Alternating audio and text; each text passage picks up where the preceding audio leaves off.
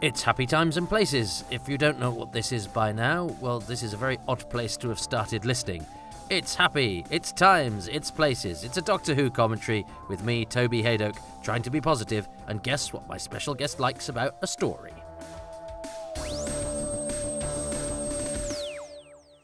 Midway sending now, Godborough receiving now. Yes, hello everybody. Toby, hi. I am Jaye Butler Moore and I'm a local government minion in my working life and a songwriter, and I'm on YouTube and SoundCloud and stuff, and I'm in a band called Dirge. But I'm here to talk about my 7 favourite things about the seeds of death. Well, welcome everybody. It's episode 4 of The Seeds of Death. The sound from the episode isn't going to cut in immediately because I've had to mute it because where I am on episode selection on the DVD, it keeps playing the trailer for the episode. Which promises the Doctor going to the moon base, the seeds themselves, which when that trailer was done were weeks away. Finally, we're getting some seed action in episode 4, although the Doctor, as we'll discover, is not on the moon base, although that is not how it appears. All will be explained. Jaye Butler Moore will choose one favourite thing at the end of this episode. Let's see if I can identify what that is. But I am going to press select/play/enter in 3, 2, 1. And I pressed it, and now the sound's got to go up a bit. There we go. So here we are. Yes. Well, this episode, when it was available on VHS as part of this edited compilation, it had gone from the very good quality of episode 3 to a really sort of white. It was like somebody was shining a bright torch through the picture. A very washed out looking thing.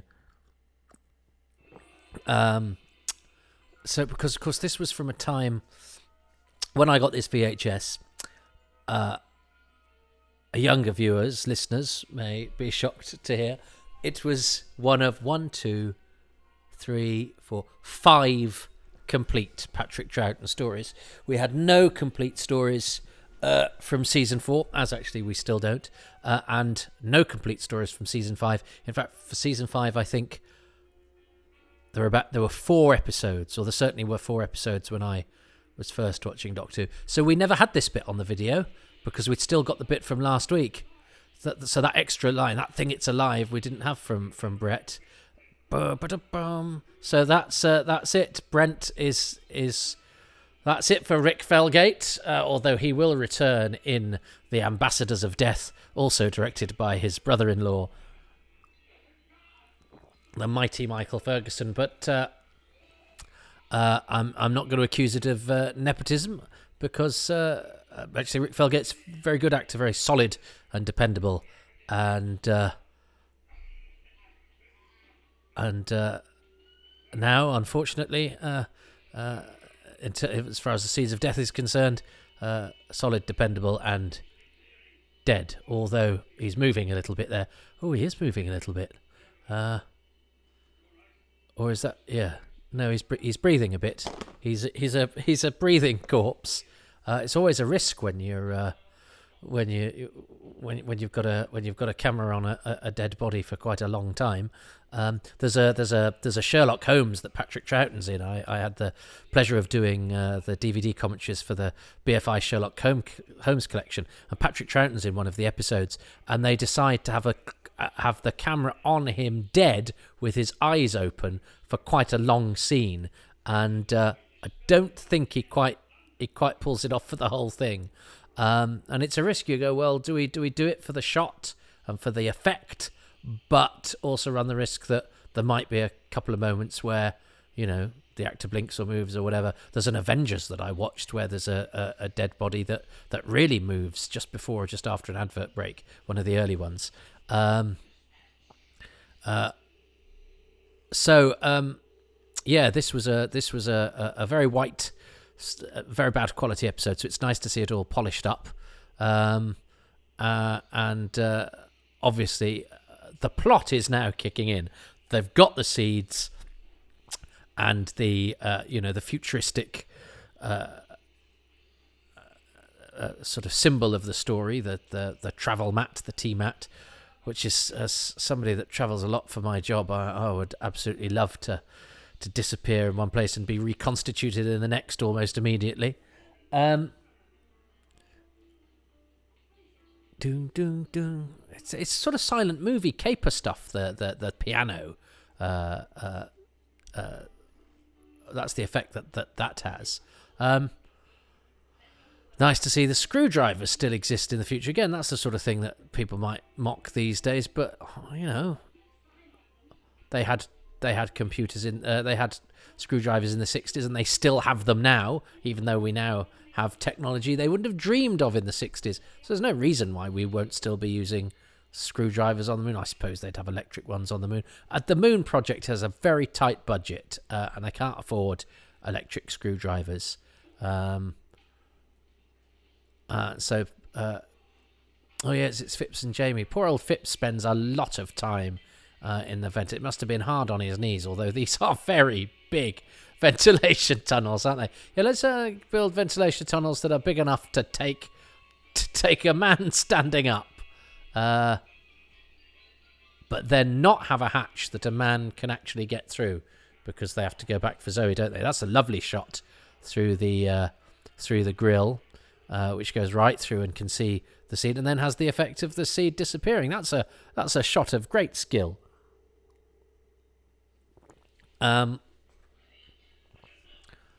But yeah, they are massive ventilation. I seem to recall the discontinuity guide, didn't it say that these ventilation tunnels could fit Jeff Capes, which I thought was lovely phraseology for viewers not from the same time and place as I. Jeff Capes was a competitor in World's Strongest Man. He was a sort of fellow that pulled trucks. That was a sort of entertainment I used to love the World's Strongest Man.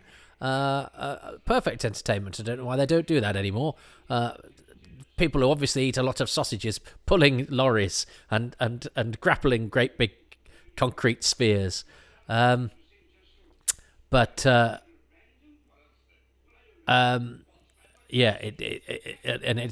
is a true observation.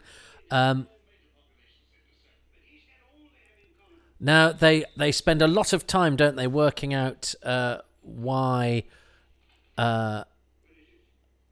they've gone to where they go, isn't it? Do they all go to cold places because it's too cold for it to rain? Is that right?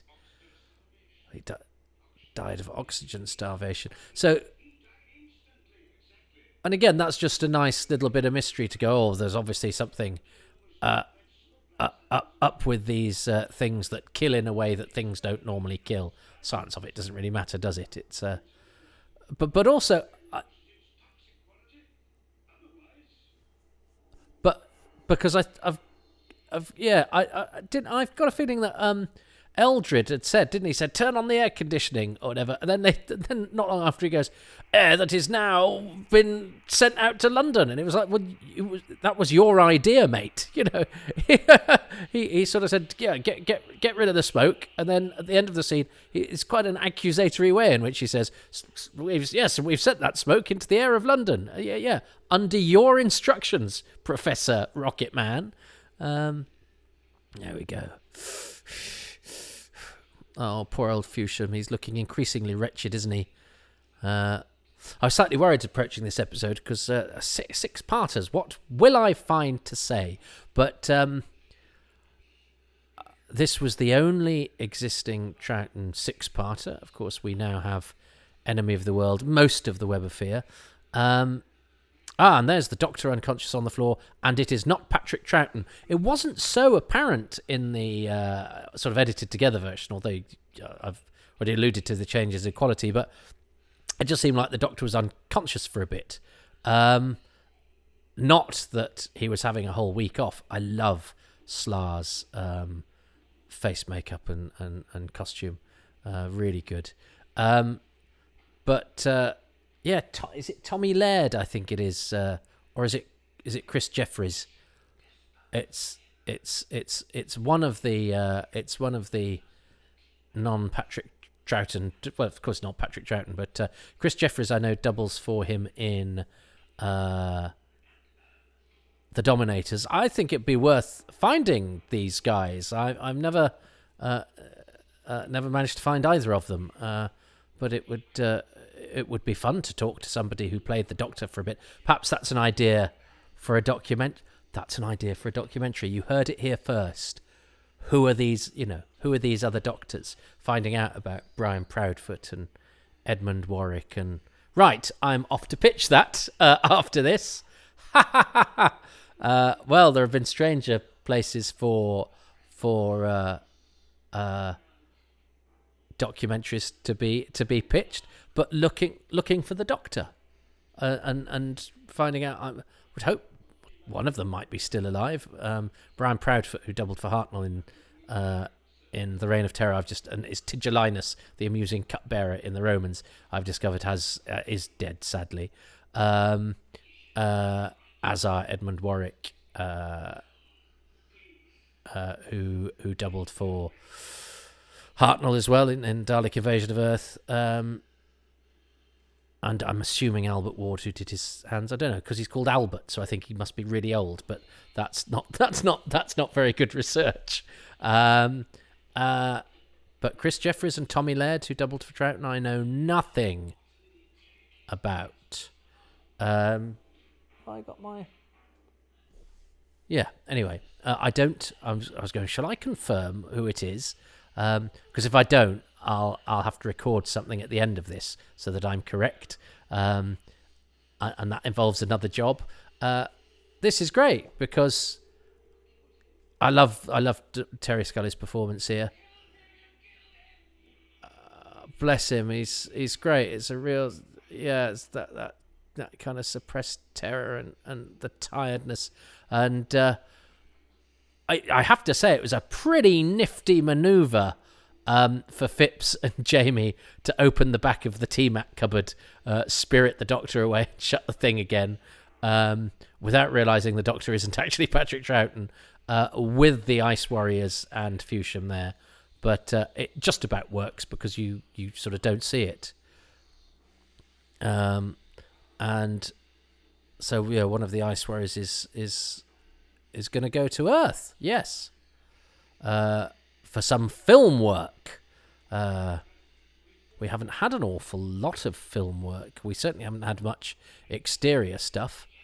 And it is good that these tunnels can take Jeff Capes, because they're now taking Jamie and the Doctor and Phipps. And Jamie's dragging the Doctor. That's it. The Doctor's going to get very bruised being dragged through those tunnels, which have those rivets in that sticking out that look really painful if you caught your side on one of them. Are we gonna go outside now to some of the? Oh no, it's just a long sequence of poor old Christopher Cole having to go through this very large tunnel system, which has obviously been designed with alien invasion subterfuge in mind. Yeah, look at those. I mean, we've got a bit of ventilation going on in this house, but I wouldn't want to get in there. And you'd hope for a few cobwebs and things as well. Oh, he tries at this is the bit that my brother. I learnt something. Here's an educational thing, because I love that heating control as well, because it's giant and it says. Hot and cold. My brother told me a thing. If you can get your head and your one shoulder through, you can actually get through. So, despite Christopher Cole's valiant attempts there to show that he can't get through that, that is not true. He would be able to get through that because he can get a head and one shoulder through. That is apparently a fact, because I suppose your shoulder is the width of your arm. So there we go. So. Well done, Christopher Cole, for trying to sell that, but it was it was not scientifically accurate, which is so unusual for Doctor Who. I like the door that Radner keeps coming through, because it gives that set some nice depth. And is this where the Ice Warrior arrives? Yes, of course. He comes in. I love the smash through the door. Go on. But then he does this thing where he just sort of looks at people threateningly a bit. Just sort of go run away. And I'm not quite sure what is he looking around. Is he going? Look at me. I mean, Radner and Eldred have just stood there for the whole thing. I like the guns and the guards, and I like the mirror death, of course, which becomes their trademark. But fortunately, because they are far too expensive to kill, Ronald Lee Hunt and Philip Ray survive, even though they just stood there. That's it, Radner. Yeah, a little bit too late there, Radner. He sort of picked up the gun and followed a bit. It's a bit like sort of joining in, and they go, I would have had to go, but it was too late. Yeah, but fat lot of good you were, Julian. Is there anyone else in the history of Doctor Who called Julian? I once had a girlfriend whose dad's name was Julian. He was very patronising towards me, and I bear the scars still. So no offence to any Julians out there, but are there any? I think Radner might be the only Julian in the entire history of Doctor Who. Don't write in. I'm very tired. But yeah, not too tired to come up with a good idea for a documentary. Oh, he's getting a bit, and Miss Kelly's dabbing him a bit. He's got a slightly different. That wig is actually, looking at it, it's not massively Troughton-esque, is it? I've not noticed that before. But it's doing the job.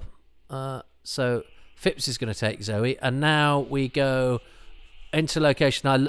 So now, of course, the foam machine had been used in Fury from the Deep. So I do with and there's foam in the Web of Fear as well. It's sort of like they went, we've got a foam machine, and foam comes out of the Cybermen in Tomb of the Cybermen. It's a bit like the Master in season 8. It's like, when's the foam going to turn up? So I wonder, because I love Fury from the Deep, and that's a very A.A. Englander film camera shot. The creature silhouetted against the sun. I do hope it's A.A. Englander, who was he was the film cameraman on Quatermass and the Pit. The middle A stood for one of the A's stood for Adolf, you know. Tubby Englander, as he was known, an excellent film cameraman, one of the greatest, and also did Ambassador's Death and Claws of Axos. So yeah, he was a favourite of Michael Ferguson, and this location stuff. There was a famous story, wasn't there, of whichever Ice Warrior this is. I think, is it Tony Harwood? Oh, that was a funny cut quickly to the silhouette after the guard died. That was a very odd cut. Of I think a sleeping vagrant who'd had a few the night before woke up to see the Ice Warrior and ran for the hills. Was it that, or was it that a lady crashed her car when she saw the Ice Warrior? It was one of those early. Somebody saw a monster on location, and the hilarious consequences. But that anecdote came from that anecdote. One of those two anecdotes I gave you came from that filming session. Just going to double check.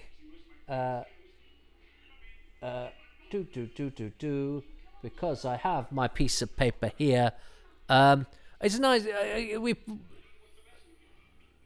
It's poor old Phipps. It's nice that he has that moment, and it's nice for Zoe. And that's a nice. We often lazy people writing about the series talk about how useless the female companions were. Zoe is really, really capable, and she's the alpha in that situation. It's Phipps that's scared in the pipe, and it's Zoe that is logical and sort of talks him out of it.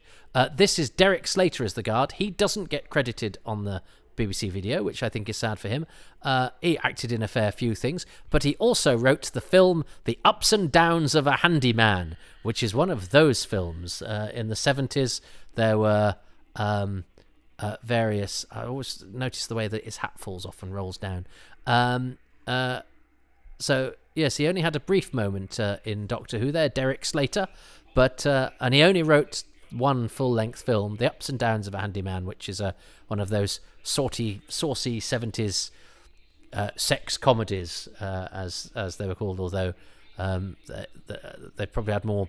Yeah, they were sort of soft, like Confessions of a Window Cleaner. So the word comedy is very, very loose.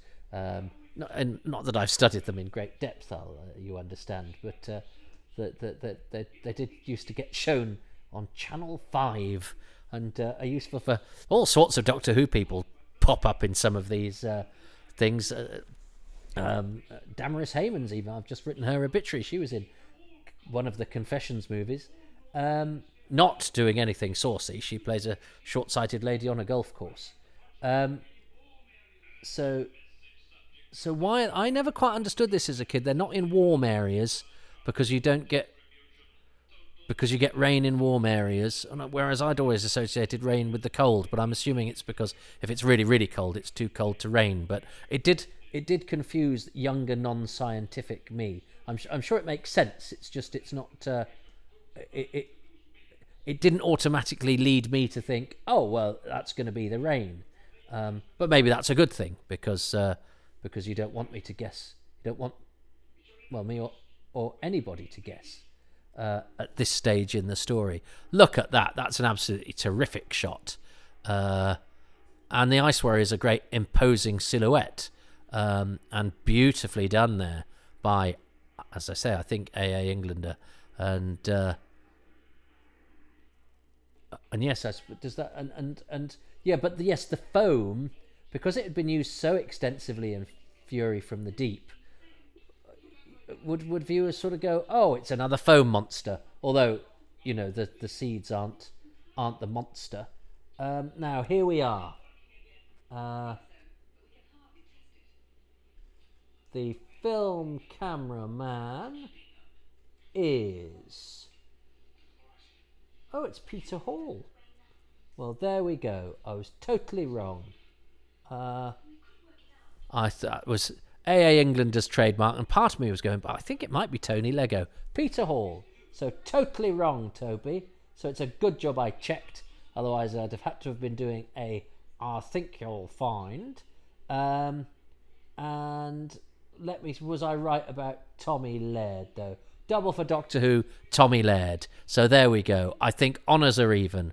And do you know what? If I'd had to place a bet, I would have gone, oh, I'm right about the film cameraman, and I'm wrong about the Doctor. I think it's because Michael Ferguson used A.A. Englander for Ambassadors and for Claws of Axos, and because there's that silhouette thing going on. I think A.A. Englander... It's not so much the silhouette, is that you get the sun flaring the lens on his film camera work, which is just maybe a step above from the silhouette here. Although, no, I say Peter Hall's film... I love that shot of the Ice Warrior and the trees, the silhouetted trees and the silhouetted warrior. I'm liking the film camera work. It might end up being my favourite thing about this episode.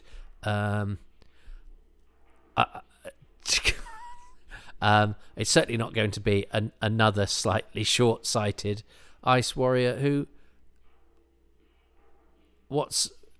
Yes, you've noticed the Doctor. Well done. He was lying there in front of you. Did you go, well, it's clearly not Patrick Troughton, so I can leave him? Yeah, the short-sightedness of the Ice Warriors, I would say, is not this story's strong point. But Fusham is, and Fusham's going to do something brave now. And as I say, sadly, because of this Doctor Who magazine article that had given away the cliffhangers, and because Phipps gets killed so close to the cliffhanger, I sort of knew that Phipps sadly wasn't long for this world.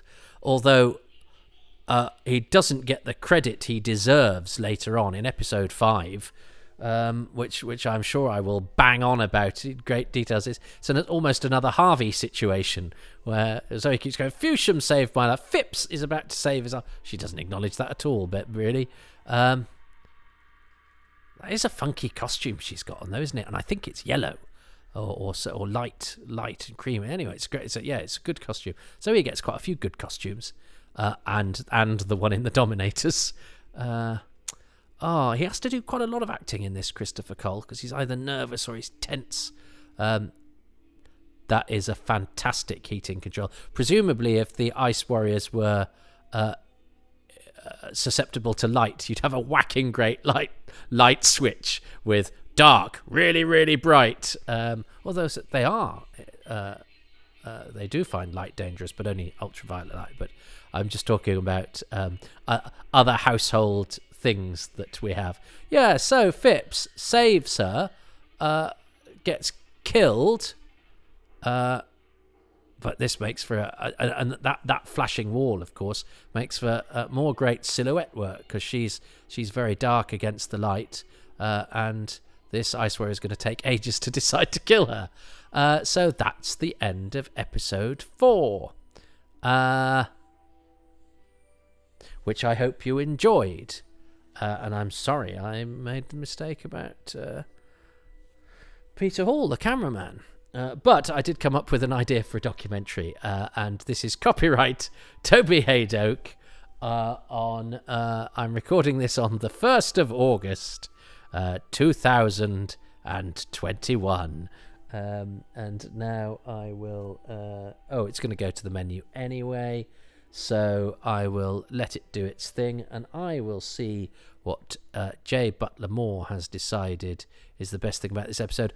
I think I'm going to go for the film camera work. I love that location work, and especially that shot of the silhouetted Ice Warrior against the silhouetted trees. So, what is Jay's favourite thing about episode 4? So, going on to the 4th favourite thing, episode 4...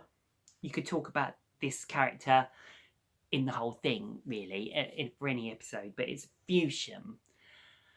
Such a great actor. He is fantastic. The way he does, like, the fear, and then that bit at the end where he's, like, redeemed. He's kind of like, I suppose, a sci-fi trope in these base under siege stories. Will be like the cowardly character, like, it's game over, man, it's game over.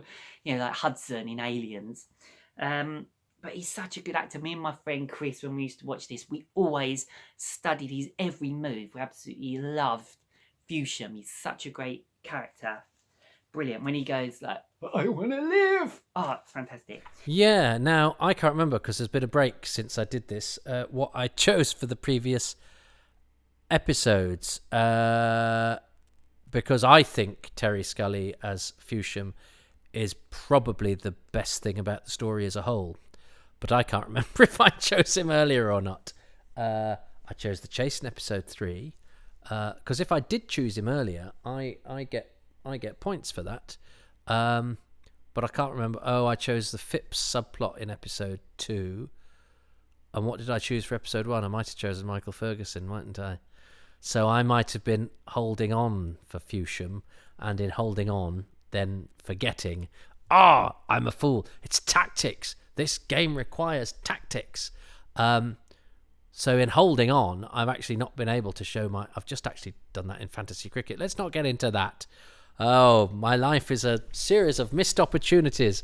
Because, I thoroughly endorsed the choice of Fusham. I think Terry Scully's performance of nervousness and, a little final bit of rabbit courage is, and it's a hard part, and that sort of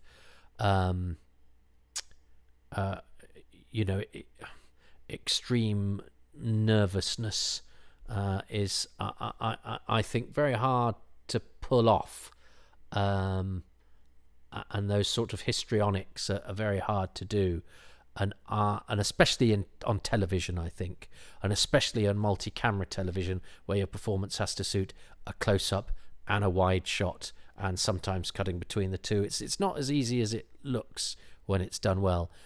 So I thoroughly concur, even though I don't think I chose Terry Scully, and I should have done earlier in order not to be trumped by Jay there on episode 4. But I'm not complaining, because I am very happy to credit the late, great, rather sad, I think. As I say, he had a nervous breakdown when he was working on Survivors, which led him to not continue playing Vic Thatcher. Oh, bless him. Terry Scully, fine actor, who played Fewsham. So, well, I don't think I'm gonna... Oh, I've still got a chance to tie if I get the same thing about episode 5 and episode 6 and the bonus thing. So I'm going to keep going, because I want to live, which I will do for the next 2 episodes at least, I hope. But first of all, I'm just going to go and pitch a documentary. I'll speak to you next time. Thanks for being here, and take care.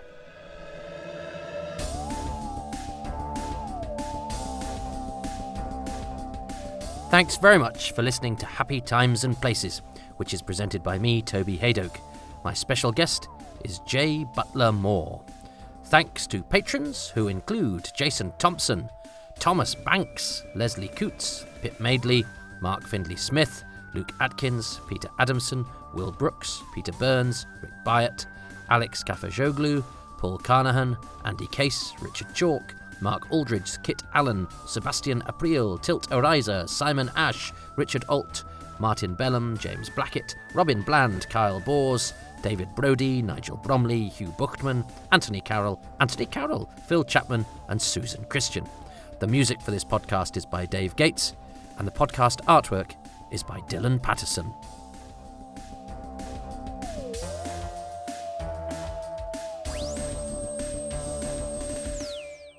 Now listen up, if you'd like to join that illustrious list. There are more names on it too, and grateful thanks to those I haven't mentioned this week. They will get their name in the lights elsewhere. They're not lights, are they? Because you can see lights. This is an audio medium. Light is the one thing we don't have.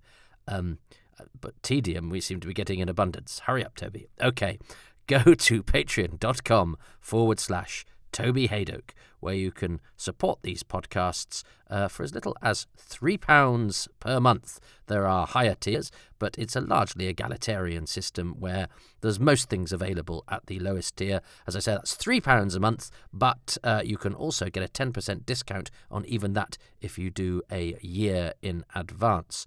It may be that the monthly model doesn't suit you. That's fine. There's kofi.com/Toby Haydoke, where you can do a one-off donation at any time. Any sort of support for these podcasts is hugely appreciated, and I certainly couldn't have done them without all the support I've had so far, for which I'm very, very, very grateful. And you know what? I understand that times are tough, and it may be that you cannot do that. That's fine. I'm grateful to you for listening, but I'll tell you what costs you nothing: going to iTunes or Apple or any of your podcast providers, but iTunes especially, because that's where the demographics seem to be the most important. And if you give this podcast 5 stars and perhaps even a few positive lines of review, that really helps to tickle my algorithms. And my algorithms, they always need a tickling. Thank you. If you could do that, I'd be most grateful. And Tuesday night is Comedy Night in Manchester at Excess Malarkey Comedy Club, which I host and have done for the past 24 years. There's always 3 or 4 excellent stand-up comedians from the comedy circuit, and we also do it monthly online, the first Sunday of every month on twitch.tv/Excess Malarkey. That's absolutely free at 8 p.m. 4 comics from around the world. Again, glued together by me, and that's absolutely free, although donations are accepted and encouraged, but in no way enforced. So look, if you fancy any of those things, you'll have a good time. It's good stuff, and people seem to like them, and well, they're there for your pleasure. I'm also on Twitter at Toby Haydoke, and these podcasts have their own feed at Haydoke Podcasts. Okay, that's the end of all the plugging. Go and do something better.